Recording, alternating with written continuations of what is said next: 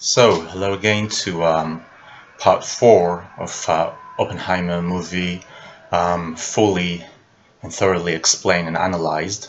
Um, I'm Raphael Daniel. I'm a cinema critic, and we're exploring in these videos the themes and symbols of Oppenheimer film and some of Nolan's intentions or messages and the psychological world of the different figures who appear in the film and the meaning of the political and social and also maybe spiritual situations. Um, as always, I'm apologizing for my English. It's not my native language. But as I always say, I think it's good enough. The last video was too slow and too contemplative. And so this time I'll try to be more quick, but now I'm slow. Um, but yeah, I'll make sure to do it. And one of the reasons for this is that I have my notes on the screen in Hebrew, which is my native language, and sometimes it requires some contemplation in terms of how to turn it into English. But for part 1 and part 2, I think were good enough in that sense. So hopefully part 4 also will be that. And in regard with part 3, I won't erase it and re-prepare it because I think that regardless of being slow and maybe not professional enough, it still holds too many insights, like good insights and good exploration process in order to keep it and not replace it by something else. So let's go back to some of the things that I was saying in the last part from the last video, part 3. I was talking about Einstein's approach to the atom bomb and Manhattan Project versus Oppenheimer's approach. And I was relating Einstein's physical and scientific perception of the universe to his moral perception of the human society. And I think this is, again, this is another thing which is a part of the core of the film and what Nolan wants to show us. And we've said that Einstein doesn't want to play with probabilities, not in science, and not in moral and in the future regarding the future of mankind, and this leads him to telling Oppenheimer that you need to tell the Nazis that there's a good chance. It's not a good chance. It's a low chance, but the low chance is or low probability is enough for telling the Nazis that an atom bomb might destroy the whole of the earth and kill all human beings, both Americans and Germans, and that this needs to be done rather than keeping, the race who has the bomb first. Now, I'm continuing now to a new thing, and I'm asking, maybe in between the lines, the film asks us, but what if, this is maybe what's one of the things passing through Oppenheimer's mind, and this is, what if we make an agreement, some agreement with the Nazis. They understand that the atom bomb might be destructive for them as well, and we understand that. So all of us, we break all our programs and stop trying developing the bomb. and so we make an agreement, but since total destruction is really only a relatively low probability, they will be tempted to take the risk and continue with the project anyway, being immoral, and so they'll sign an agreement, but they'll have the bomb eventually anyway, and they'll try it in an experiment or a non-experiment for real, while the Americans, after the Americans are shutting down the Manhattan Project. And so I think that what Einstein is trying to in the film to point out is that moral people who are really moral and morally clear, they don't take unnecessary risks, and they don't live in endless Oppenheimer dilemmas, because Oppenheimer is a kind of a Hamlet figure, Hamlet by Shakespeare, living an endless dilemma, and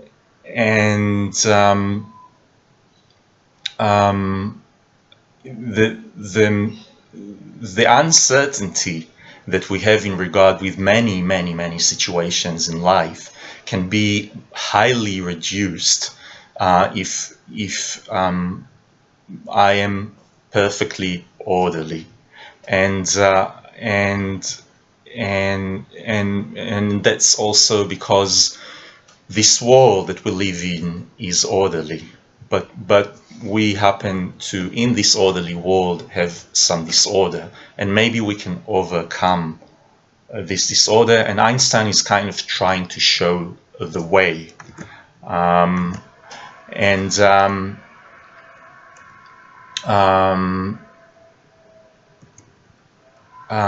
that's about being also, I would call it, really straight, having clear integrity in me.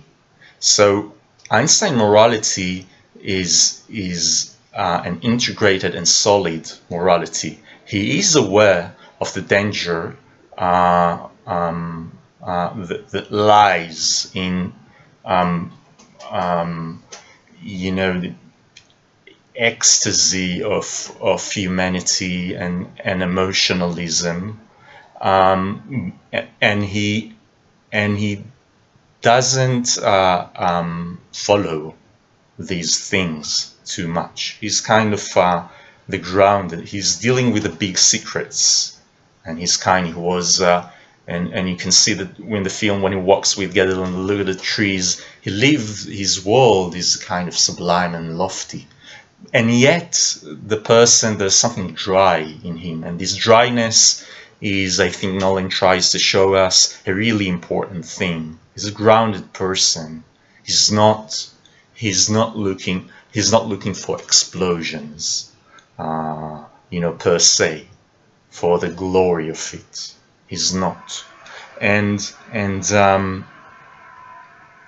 so Einstein is not the type of a person who would play with probabilities, not in science, as I've said, and not in politics, when so much is on the stake, and not the person who'll take unnecessary risks.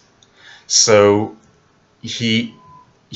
I would call it also not believing the way that he sees it, if I understand the way that Nolan tries to paint Einstein for us, in those endless circular or cycladic loops and thinking mazes that are so common and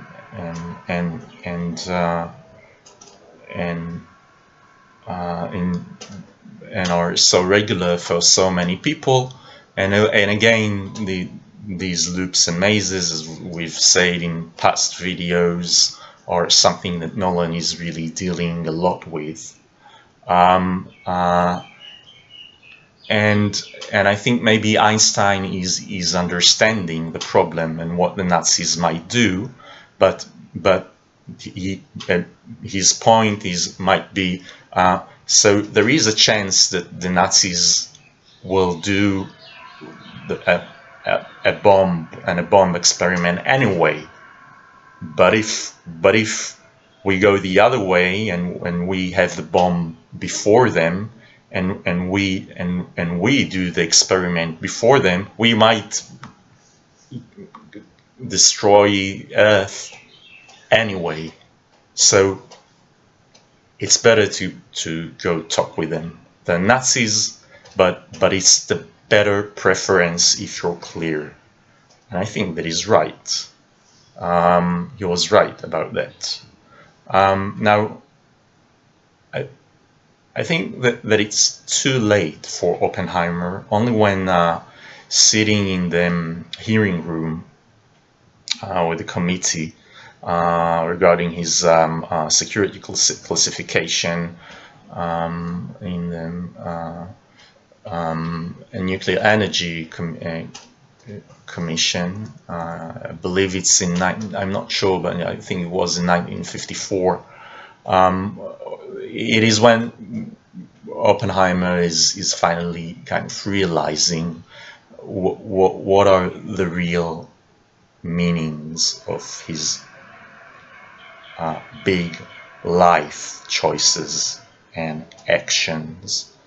And so and he's kind of off or overwhelmed when he sits there, as we can see. And Kitty, his wife, will attack him again and again and ask, why do you sit silently and allow the Rob and the other guys in the room to to beat you up like that? And I think that it's because he feels guilty. And as he said to Truman after dropping the bombs on Japan, he thinks and feels deeply that he has blood on his hands, and so he doesn't feel that it's that he's the one who should now stand up and protect himself against all the others, because he's also that he's one of them, and he didn't do better. And there is a moment in which Oppenheimer's consciousness, and I think that's not only Oppenheimer, that's also an attempt of Nolan to show something about the illness of humanity, which, if you know Nolan is the type of a guy who strives for healing this. He's the kind of person he's seeing the illness, even if it's thousands of millennia years old illness and disorders that we have, and he really believes that we can step out of this. And this illness is about something that we've talked about a lot before, fragmentation.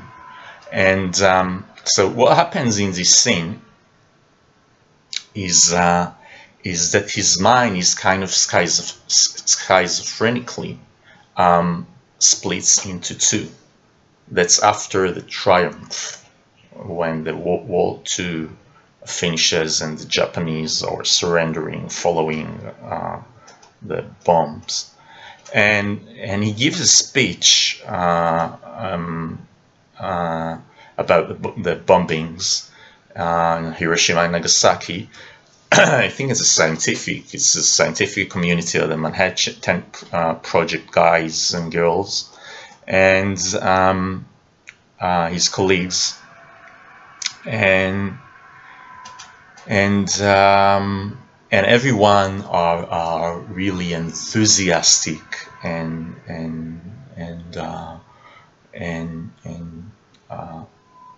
cheer when he talks about the success of the bombings of Hiroshima and Nagasaki, and they clap their hands, and but then if you remember, he feels the wall shaking behind him, so to speak, and he starts having hallucinations of light of a nuclear explosion, so it seems, and the skin of one woman, or maybe two, I don't remember, in the room is she's standing clapping her hands, and but her skin is departing from her body, and it's a really terrifying image, and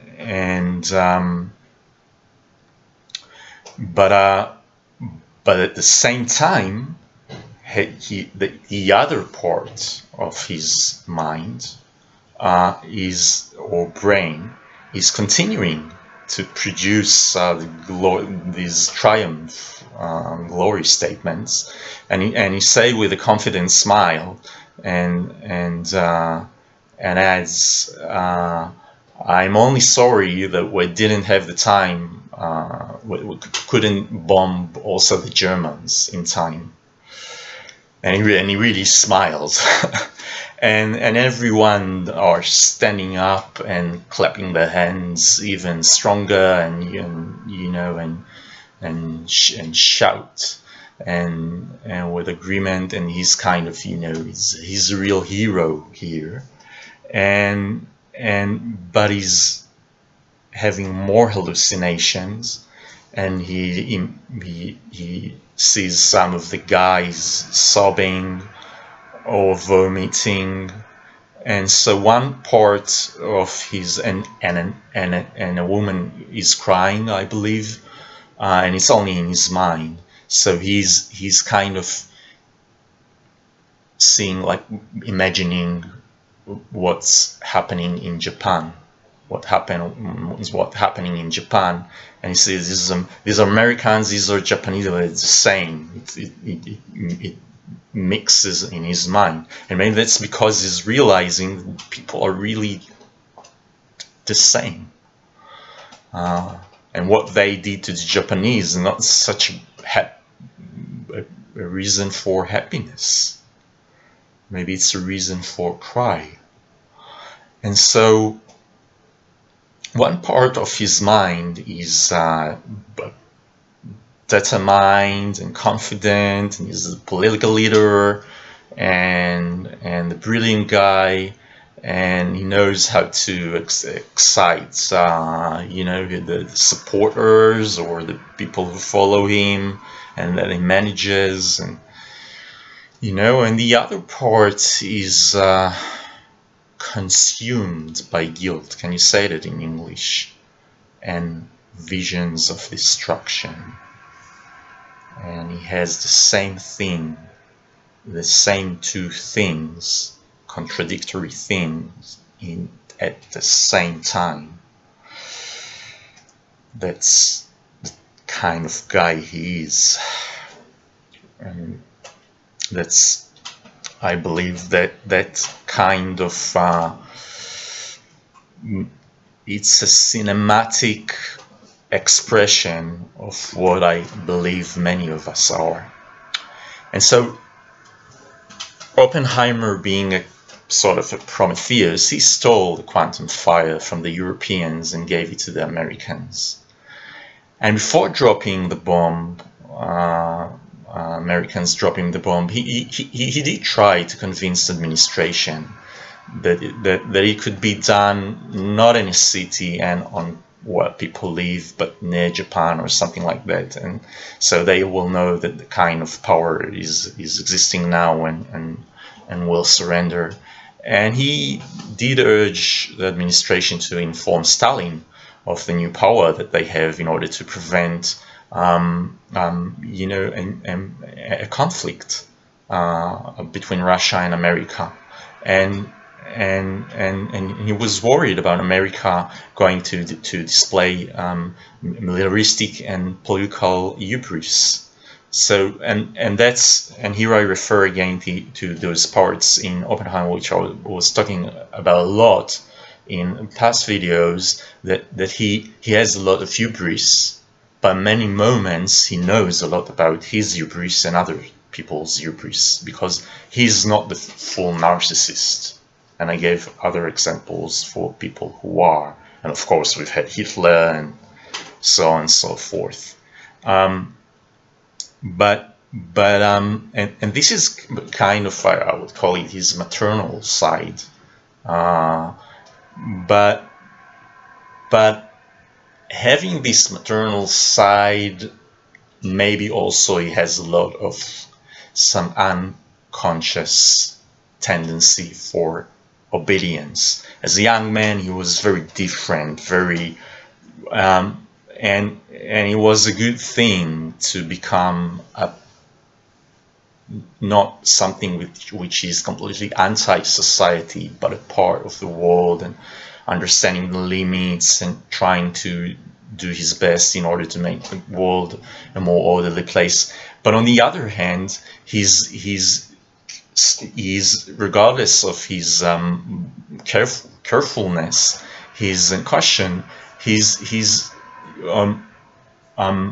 going too far with the kind of fascist and male aggressive tendencies of his surroundings, and surrendering to the control mechanism. And I talked a lot about the control mechanism and trying to control the controlling in the last part, number 3. So I think this is, among all things, this is the one thing that really freaks Kitty, his wife, out. And she's really rebellious when she confronts that.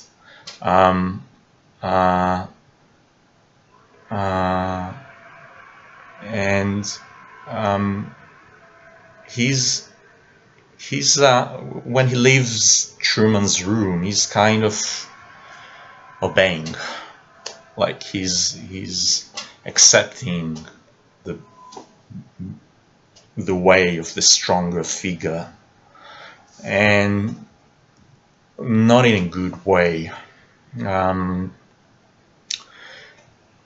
And although not agreeing with Truman, as we've said, he's also obeying, and maybe that's 2 parts in him, fragmented parts. One part, and we now give a good cinematic examples for 2 parts in Oppenheimer. One part is obeying the other part, which is having this urge to develop the bomb at any cost and see it explode, and not just in order to save the world. And I've talked about what other reasons he might have for that and drives in past videos. We're at 23 minutes, maybe we'll do this one also 45 minutes. So Oppenheimer will continue to manipulate the nuclear committee after the war for years in order to reduce the damage.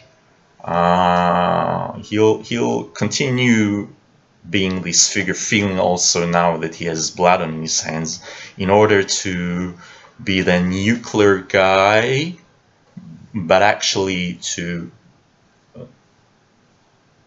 ultimately to try to prevent the hydrogen bomb, which, as we know, is much more destructive than the regular atom bomb that they managed to develop. And but he's still doing it with arrogance. He's still having these 2 parts. One feel that has blood on his hands, very soft and internal, and the other part, which is, see, the hubris part, and all his charismatic confidence, which is useful sometimes, but sometimes it's not useful, and he enjoys it too much, using it. So so he says the teller's idea is unsustainable and not practical, and and he's talking about the solution being to foster organizations like the United Nations and cooperative international control and supervision programs for nuclear weapons, which is correct. And but in doing that, the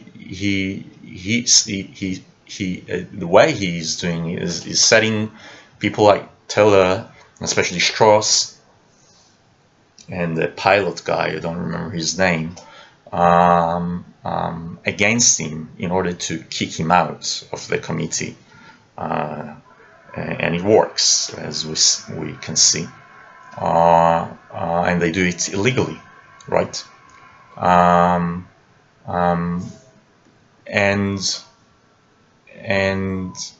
for them, the main thing is governance, the power of control. So we protect America. If we need to sell stuff that we need to sell to Scandinavia so they can develop something, or if we can develop the hydrogen bomb, we need to do like go extreme to be the most powerful so we can protect liberalism, democracy, the American people. And this is Einstein shows us in the best way this is a very shallow and dangerous approach. And as I've said in former video, in Oppenheimer is kind of in the middle. And so this is a kind of a paranoia that is creating persecutions internally inside America, but in name of personal of national security. And this is you see in Nolan films again and again that people who are striving for total security, they destroy security. And so the anxious desire for security against the fascists and the communists is pretending to be like the power of some absolute majesty, I would call it, but it's not. And because as soon as powerful weapons, and we can see it in the history of I think military, not only in regard with the atom bomb, are developed in order to defend ourselves against the destruction that the other nation might cause to us. One must also start spying, on his own people, so he can make sure that nobody inside is selling the secret to the other guys, to the other nation. And now the Russians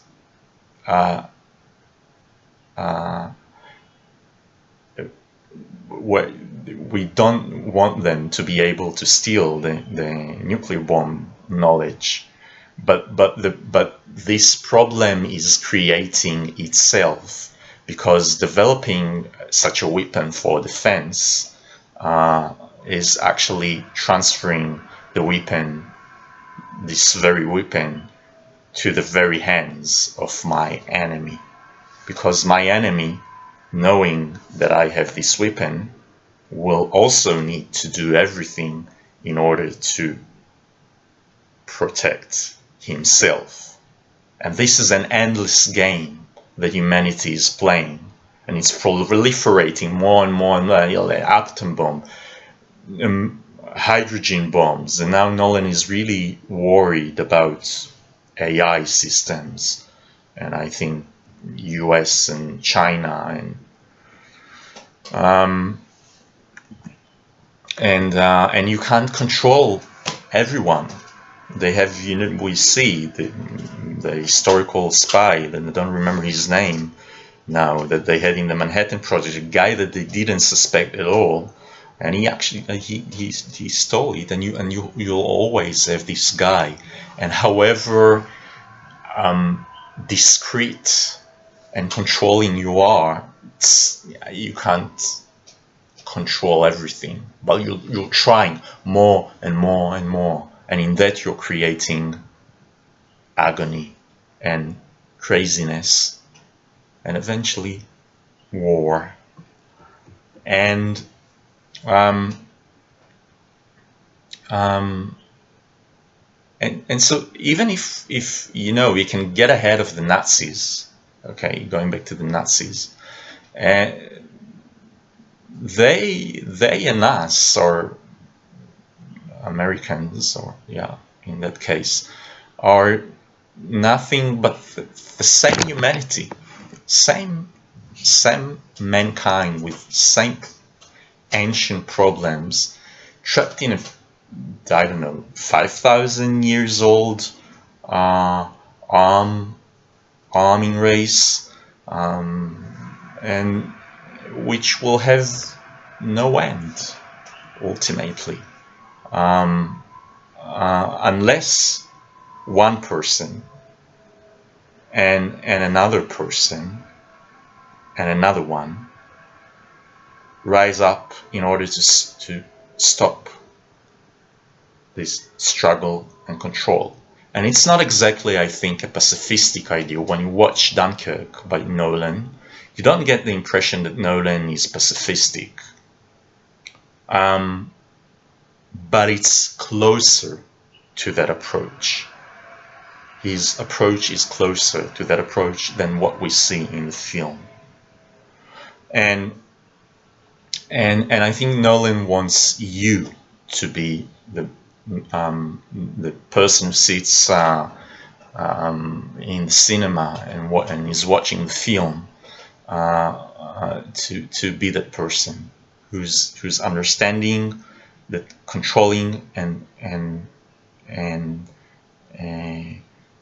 conflict is not leading too much, and stand up and step out of it.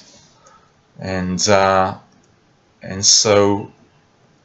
I will also say about Los Alamos, being Israeli and Jewish or partially Jewish, I don't exactly know.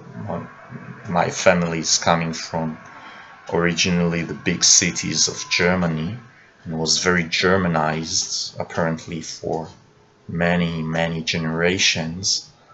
But still we've had the J in the ID, or some of us. Or my grandparents and so on, their parents.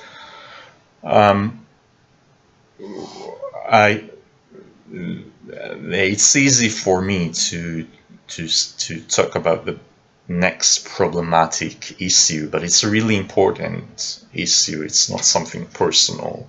Los Alamos is becoming sort of a community or a hub of Jewish scientists who develop a stronger power than everything which the Nazis have, the Germans who are now, who just finished terminating Jews during the genocide. Now it's a bit too late, because the Americans, Brits, and Russians won anyway, and the bomb is achieved only later. But they did it, and they have a stronger power in hands, and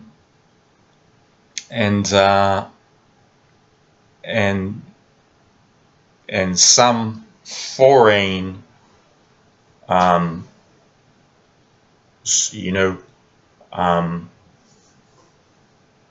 foreign,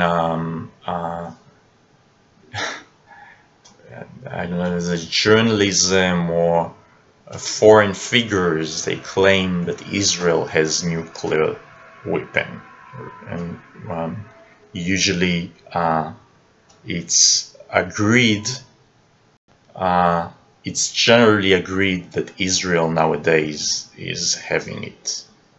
And Germany has nuclear power for power plants, but it doesn't have nuclear bombs, I think. And so it's, in a way, it's legit in the defensive dimension, right? But and Oppenheimer, we see in the film that he's concerned in regard with what's the Germans are, he thinks, are about to do to the Jews before the war, and what's actually happening during the war in Europe, the concentration camps and so on. But he has also the marquee nationalist side, the typical chauvinist, I think, side, and so he has in him the dimension of the nationalist leader.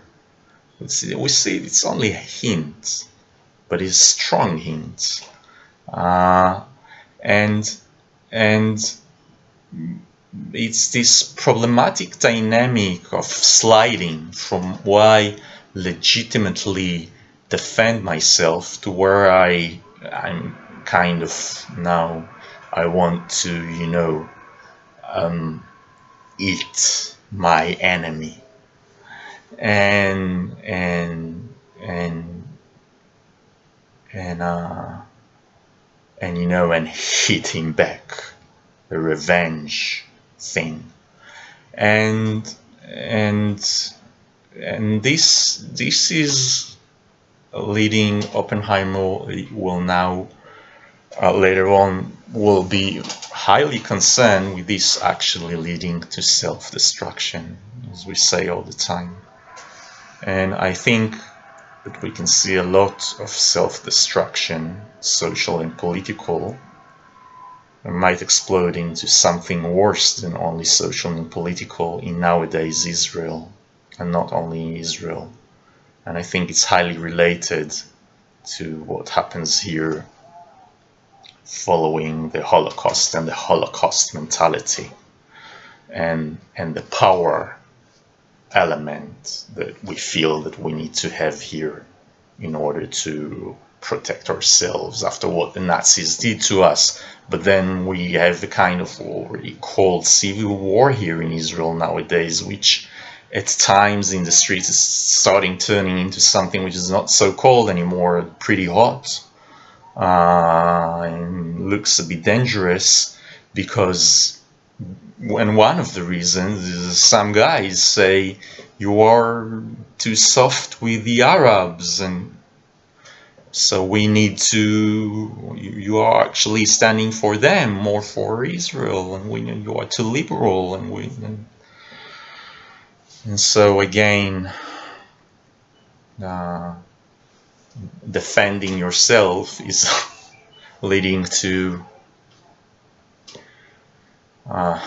cutting the branch that you sit on, and you don't see that you do that, and all the disastrous things that are happening to the Israeli economy nowadays in society because of in sake of defense and nationalism and Jewish identity. And so I think Oppenheimer is realizing that he failed to protect both Jean, who we've watched the film, we know that she committed a suicide, and Kitty, who's she has these intelligence guys surrounding her house and following her car and checking her garbage for years and or the trash cans and peeping into her house and opening her mail, and so the arrogant hero will become an outcast, and the same will happen, of course, as we see. It's a loop, it's a cycle, to Strauss himself. Strauss is doing it to Oppenheimer, and this will go back to him like boomerang. And about Truman, Truman is absolutely not going to share anything with Stalin back then, as Oppenheimer proposes, because he's arrogant. He has the arrogance of power, and and and so you might have learned a bit about World War One when it was finished, and the Allies who won. They lost millions of young men, total mental destruction, trauma, but they won war, okay, right? They rejected American President Wilson's warm recommendations to embrace the defeated Germany and Austria, and not to humiliate them. And the French and British mostly, they weren't willing to accept such a weak approach, and they fucked Germany up as strong as they could. And this is a real part historically of what led to World War II and the rising of the Nazis. And now again, this time it's the United States, or Truman and his followers are ignoring similar recommendations presented by Oppenheimer. And so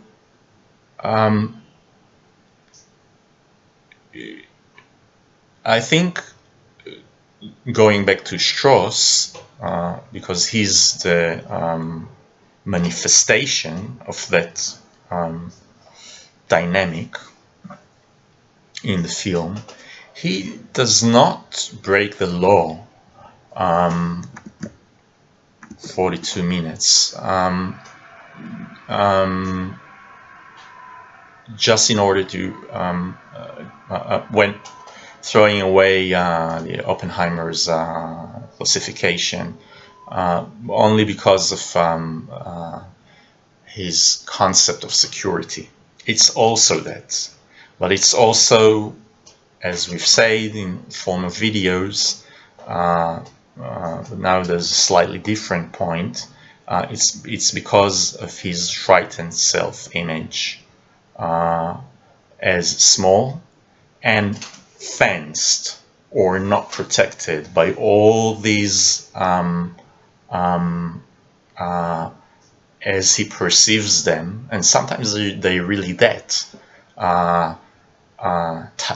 tyrants or scientific dictators or charismatic dictators of the type of Oppenheimer, because Oppenheimer many times is that. And we remember how Oppenheimer, wanting to defend the world and humanity, humiliated Strauss in the discussion hall of the Nuclear Power Committee and made everyone laugh. And is Nolan trying to say that these two apparently different reasons, the security one and the personal avenging one, are actually the same thing?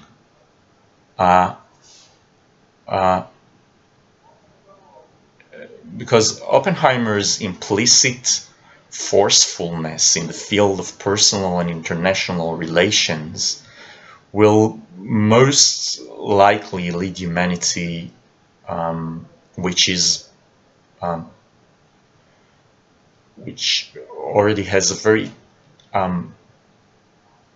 deep and high tendency towards insult and feeling insulted and hurt pride and self-image, so to destroy itself completely.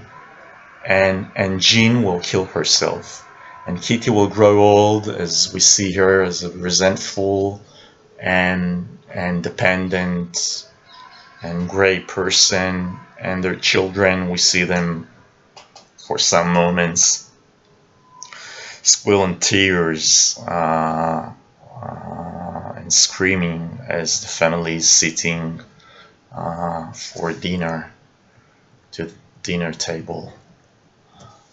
Now it's 45 minutes, so I'm finishing now.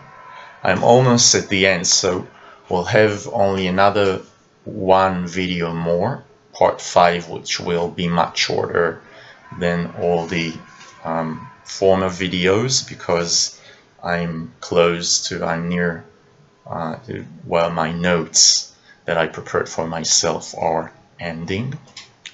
And again, I hope that this video was useful for you, and that you achieved understanding the film more, and the film's messages regarding our world. And I'm Rafael Daniel, or Rafael Daniel. I'm a cinema critic and researcher. Thank you for watching.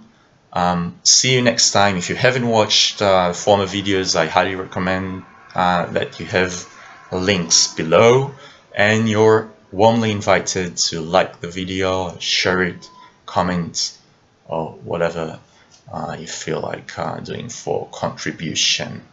See you next time.